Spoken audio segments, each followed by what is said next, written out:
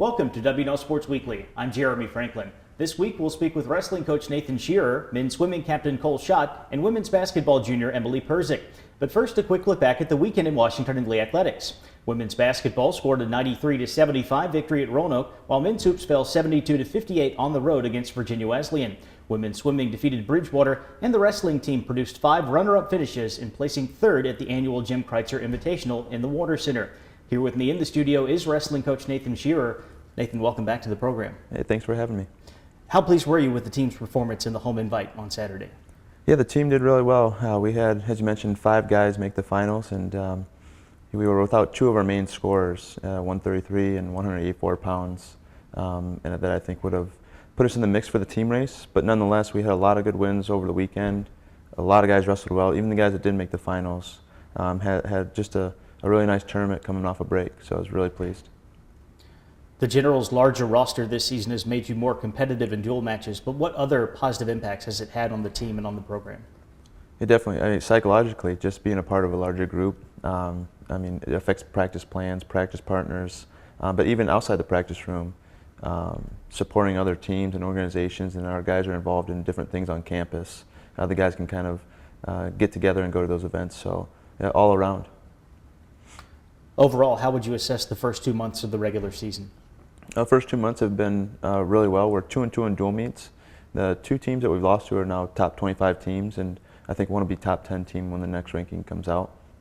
Very competitive in those dual matches.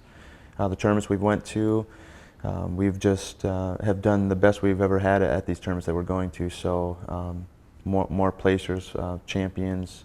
We currently have a wrestler ranked 6th in the country at 133 pounds. And I think that's maybe the highest in the program's history.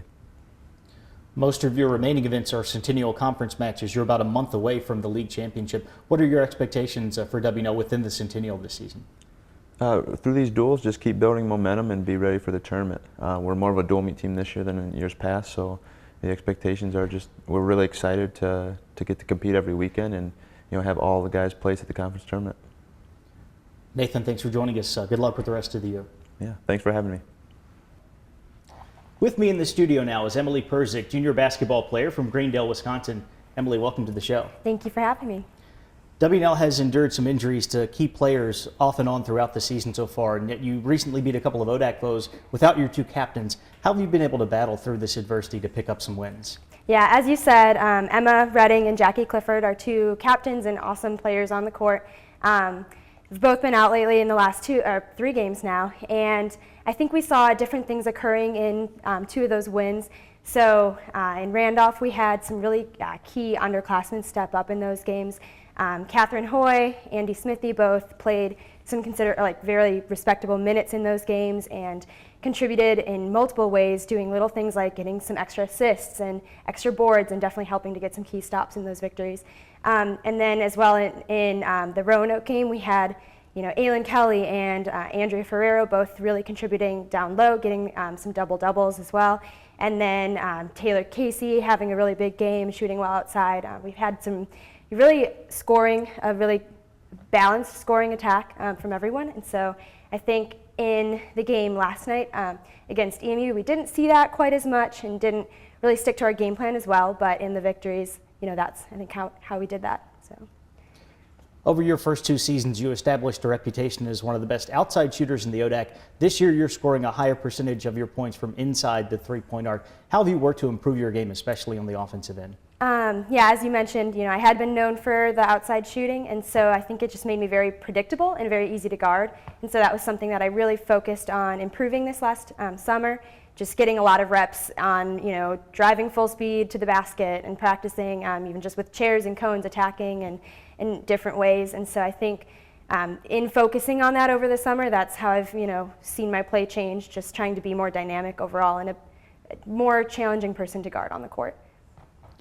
We've talked with other members of the team about the strength of the Generals' non-conference schedule. 3 of your opponents are still unbeaten and nationally ranked. Now that you're on the other side of those games, how do you see that benefiting the Generals?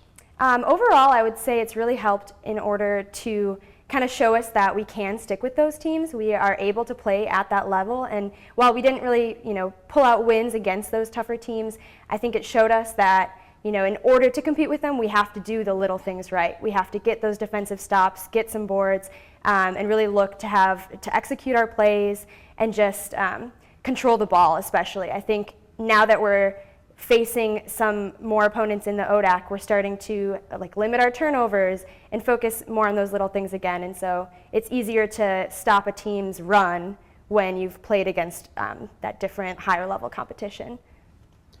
It's nothing but ODAC games for the rest of the year. What are the team's goals for the second half of the regular season? I think overall our main goal is just obviously to win as many of those games as we can, and just to keep working as a team to do so. Looking forward to trying to put ourselves in the best possible position going into the ODAC tournament, hoping to be in the top 4, trying to get a bye in that first round, and just continuing to improve every day. I think we really want to continue to focus on that defensive end, especially in getting rebounds and stuff against all of our opponents, and just hanging with the top teams. So, Emily, thanks for joining us. Good luck the rest of the year. thank you. Joining me now is Cole Schott, senior swimming captain from Nashville. Cole, welcome to the program. Thank you very much. The men's team has not had a regular season event since early December. How excited are the Generals to get back in the pool? I think everyone's really excited. Frankly, going down to Miami and training, everyone's in really good shape. We've had some long course training. We're back in the short course pool now. So to get back in and actually compete and swim fast and hopefully see the hard work that we put in for 3+ weeks without a meet will be really exciting. I think everyone's looking forward to it. Saturday's meet against Catholic is your final home event of the regular season. It is also slated to be the last official regular season competition at Cy Twombly Pool. With all those things in mind, how are the Generals approaching this weekend? Yeah, there's a little bit of historical significance to that, no doubt. But I think by and large, we're approaching it as a normal meet. Like I said, everyone's coming off long course training, which is sort of a whole different monster than short course training. So everyone's in really great shape. It's the best shape we've been in all year. So it's a great way to start tuning up for ODACs, which we're about a month and a few days out of. So I think by and large, it's a normal meet for us. Obviously, those pool records, they either come down or they don't. And if they don't come down, they stand forever. And there's some old ones there that people are certainly aiming at. But for the most part, we're just, focused on swimming fast, swimming well, and hopefully winning the meet. You mentioned the ODAC Championship coming up in mid-February. You're going to wrap up the regular season next weekend at York. What's on the team's agenda for those 3 weeks in between competitions? Sure, yeah. So we'll enter into what in the swimming world we call the taper season and sort of bring down the yardage. We'll practice a little bit less, a little bit shorter practices. We'll come off the weights kind of slowly. We'll come off the dryland training kind of slowly. And hopefully by the few days before ODACs, everyone's really well rested, everyone's healthy. No one's sick, and everyone's fully primed to swim as fast as they possibly can. We'll do the shave the night before ODACs, and everybody will be feeling really fast in the water. And so those 3 weeks will be, frankly, it's the best time of the year for a swimmer to be in taper season, because you get to work a little bit less and rest a little bit more. You stop taking the stairs and you start taking the elevator and things like that. So it's a lot of fun for all of us in those 3 weeks. But then there's also the mental aspect of swimming, where you get your head in the right place for competition and make sure that you're ready to do everything technically well. And if you're able to combine those two things, sort of resting well and getting your head in the right mental space, then everybody swims fast, and that's the goal. What are you hoping to see the Generals accomplish as you wrap up your collegiate career? Well, I think for me, another ODAC championship would be a great reward for 4 years of swimming. I think as a men's team, we've brought this program a long way from when I was a freshman. We've had really successful recruiting. We've brought in a lot of high caliber talent to the team. And so then beyond winning the ODAC, I want to see as many people on the men's team go to, and as on the team generally, go to NCAAs as possible. I think we have a really strong chance of sending a couple relays and a few individuals to NCAAs. So my goal for the team is everybody goes best times. We put together some strong relays that have a shot at making nationals. Our individuals who have a shot at making nationals swim their best times. And if we do all of that as a senior in my last year swimming, that'll make me happy. Cole, thanks for joining us. Best of luck the rest of the year. Thank you very much. It's time now for a look at the upcoming weekend. Men's and women's swimming play host to their final home event of the year, taking on Catholic on Saturday. There's also a basketball doubleheader in the Warner Center. The women meet defending ODAC champion Lynchburg, while the men will face Randolph. Elsewhere Saturday, wrestling will take on the Merchant Marine Academy, and men's and women's track and field head to Chapel Hill for the UNC Open. For WNL Sports Weekly, I'm Jeremy Franklin. Thanks for watching. It's time now for a look at the upcoming weekend. Men's and women's swimming play host to their final home event of the year, taking on Catholic on Saturday. There's also a basketball doubleheader in the Warner Center. The women meet defending ODAC champion Lynchburg, while the men will face Randolph.